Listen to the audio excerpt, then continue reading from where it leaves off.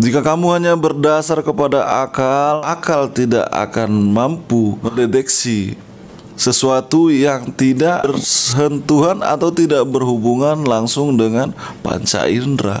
Sementara panca indera tidak bisa meraba ataupun menyentuh maha adanya Allah itu.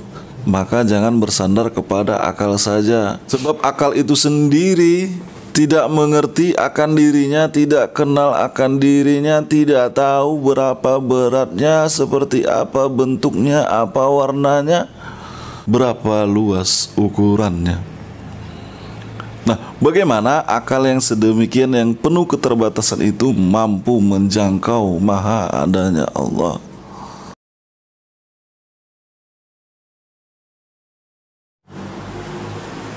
Bismillahirrahmanirrahim. Assalamualaikum warahmatullahi wabarakatuh. Alhamdulillahi rabbil alamin. Wabihi nasta'in. Wassalatu wassalamun alal mursalin wa ala alihi wa sahbihi ajma'in. Amma ba'du. Sahabat sekalian dimanapun berada, alhamdulillah pada kesempatan ini masih kita dapat mengingat Allah subhanahu wa ta'ala dan melaksanakan zikir dengan sebanyak-banyaknya. Salawat beriringan salam sama-sama kita hadiahkan kehadirat junjungan kita Nabi besar Muhammad sallallahu alaihi wasallam.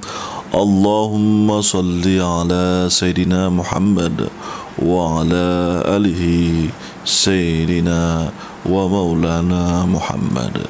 Dalam video kita kali ini kita akan mengupas dasar-dasar salat khusyuk dan salat kita fokus hanya kepada Allah subhanahu wa ta'ala dan niatnya hanya untuk mendapatkan ridho dari Allah subhanahu wa ta'ala. Jika selama ini sahabat sekalian kita semua bertanya bagaimana caranya agar salat kita khusyuk, agar salat kita fokus, agar salat kita bersih. Insya Allah dalam video ini sebagai dasar-dasarnya kita akan mencoba membahas dan mendiskusikannya serta berbagi pengalaman dan berbagi rasa tentang salat yang khusyuk, tentang salat yang fokus kepada Allah subhanahu wa ta'ala di tengah-tengah kesibukan kita sehari-hari, di tengah-tengah keburuan kita mengejar waktu, di tengah-tengah kebisingan, di tengah-tengah kecanggihan zaman, di tengah-tengah kebutuhan yang kian melekat pada diri kita, umpamanya seperti Android ini, seperti HP ini. Saat kita sholat barangkali bergetar atau berbunyi, barangkali ketika sholat anak atau istri atau suami memanggil kita.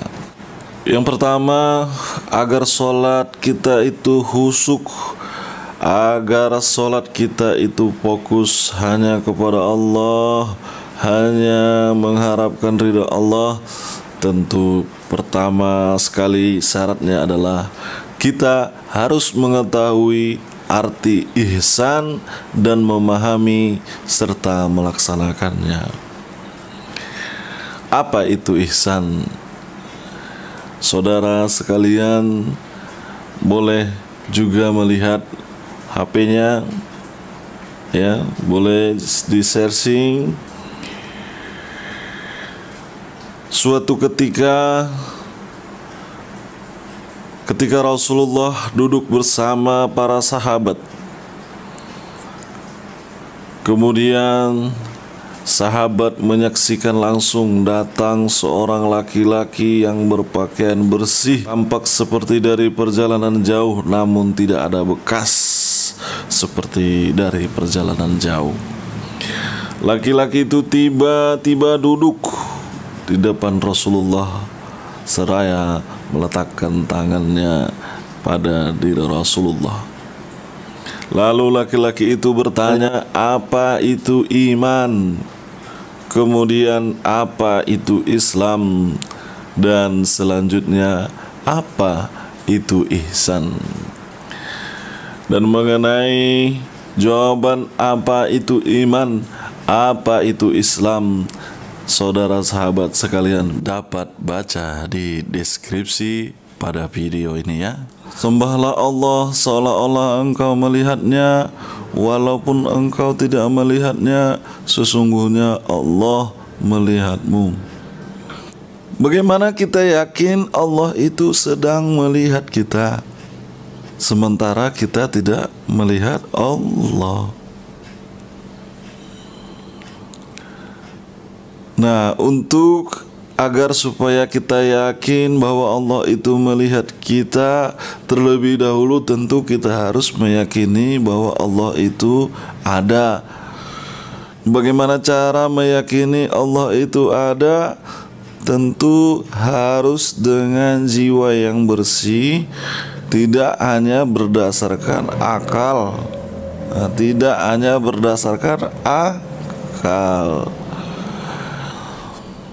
Jika kamu hanya berdasar kepada akal, maka akal tidak akan mampu mendeteksi sesuatu yang tidak bersentuhan atau tidak berhubungan langsung dengan panca indera. Sementara panca indera tidak bisa meraba ataupun menyentuh maha adanya Allah itu. Maka jangan bersandar kepada akal saja, sebab akal itu sendiri tidak mengerti akan dirinya, tidak kenal akan dirinya, tidak tahu berapa beratnya, seperti apa bentuknya, apa warnanya, berapa luas ukurannya. Nah, bagaimana akal yang sedemikian yang penuh keterbatasan itu mampu menjangkau maha adanya Allah? Lalu bagaimana agar kita yakin bahwa Allah itu ada? Tentu harus dengan jiwa yang bersih, artinya yang mampu meyakini maha adanya keadaan Allah itu hanyalah jiwa yang tenang, jiwa yang suci, jiwa yang bersih.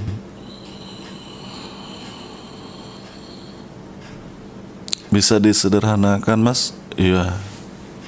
Ayo kita coba.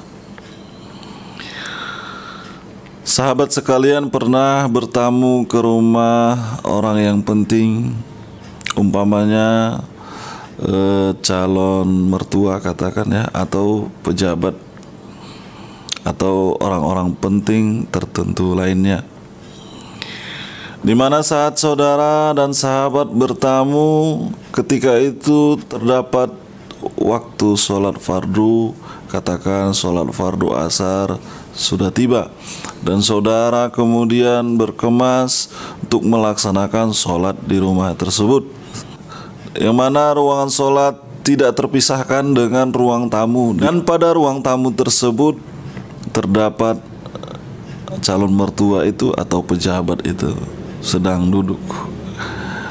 Nah, ketika saudara berdiri takbiratul ihram, seolah-olah Anda merasa diperhatikan oleh si tuan rumah.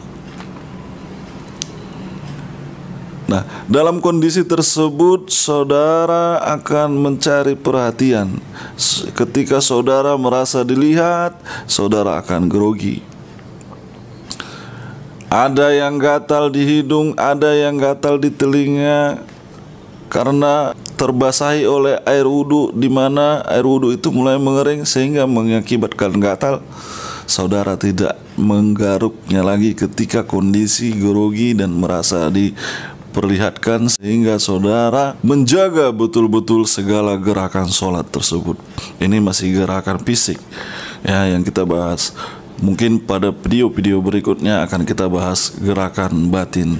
Nah, kenapa tidak saudara laksanakan kondisi yang sedemikian itu ketika saudara melaksanakan sholat tahajud sendiri di sepertiga malam terakhir,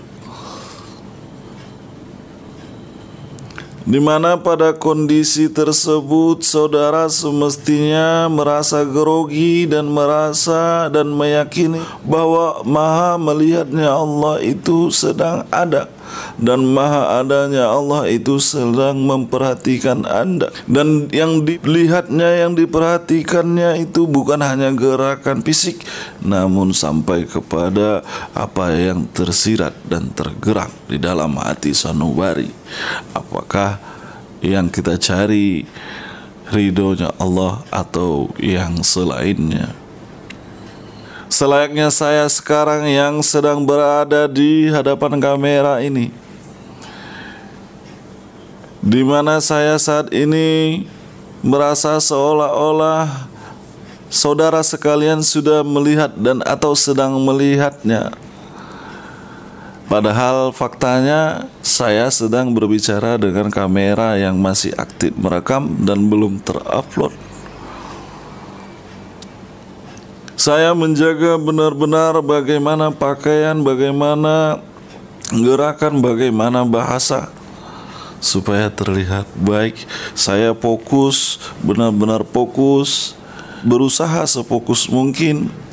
Walaupun ada kegiatan yang lain di luar sana, tapi saya saat ini memilih untuk fokus di hadapan kamera ini dulu.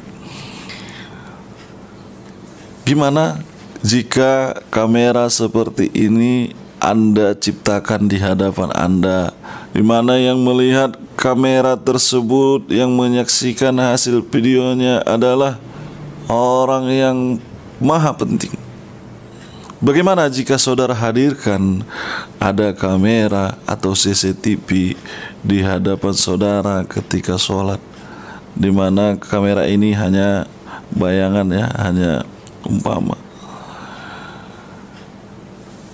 Padahal segala sesuatu ini dapat dijadikan Allah sebagai alat untuk melihat, maha melihat. Anda grogi? Laksanakan itu. Saya rasa bukan hanya grogi, Anda akan terharu ketika sholat seperti itu. Dalam kondisi itu, di sepertiga malam, Anda merasa dilihat Allah, Anda merasa sedang diperhatikan.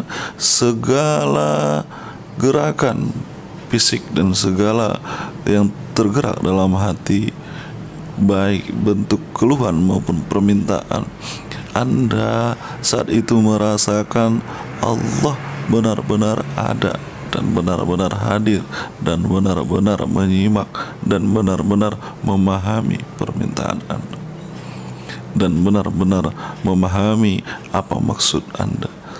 Itu sangat luar biasa lezatnya. Bahkan mungkin Anda akan meneteskan air mata kenikmatan, meneteskan air mata kelezatan iman.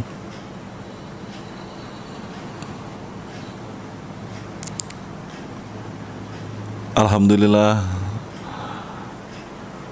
mungkin sampai di sini dulu video kita kali ini yang bertema bagaimana cara kita supaya sholat kita itu khusyuk, sholat yang khusyuk, sholat yang fokus. Ini masih dasar-dasarnya saja. Mudah-mudahan di lain kesempatan waktu, insya Allah kita akan masih membuat video-video berikutnya. Jika sahabat sekalian suka, jika sahabat sekalian ada yang ingin dipertanyakan, silahkan komentar, dan dari komentar tersebut kami mungkin akan dapat mengerti video apa yang akan kami buat untuk berikutnya. Dan supaya saudara mendapatkan notifikasi ketika kami mengupload video-video baru, jangan ditunda sekarang, juga subscribe. Dan yang sudah subscribe, ya terima kasih. Itu merupakan langkah yang tepat. dan keputusan yang tepat. Like dan komentar. Dan jika Anda merasa pembahasan kita kali ini, diskusi ini bermanfaat bagi diri Anda, dan tentunya Anda juga ingin kemanfaatan ini dirasakan oleh keluarga sahabat yang ada di luar, yang berada jauh jaraknya, yang hanya terhubung dengan sosial media, silahkan share. Wabillahi taufik wal hidayah, wabihi nasta'in. Assalamualaikum warahmatullahi wabarakatuh. Ilahi anta maqsudi wa ridhaka matlubi.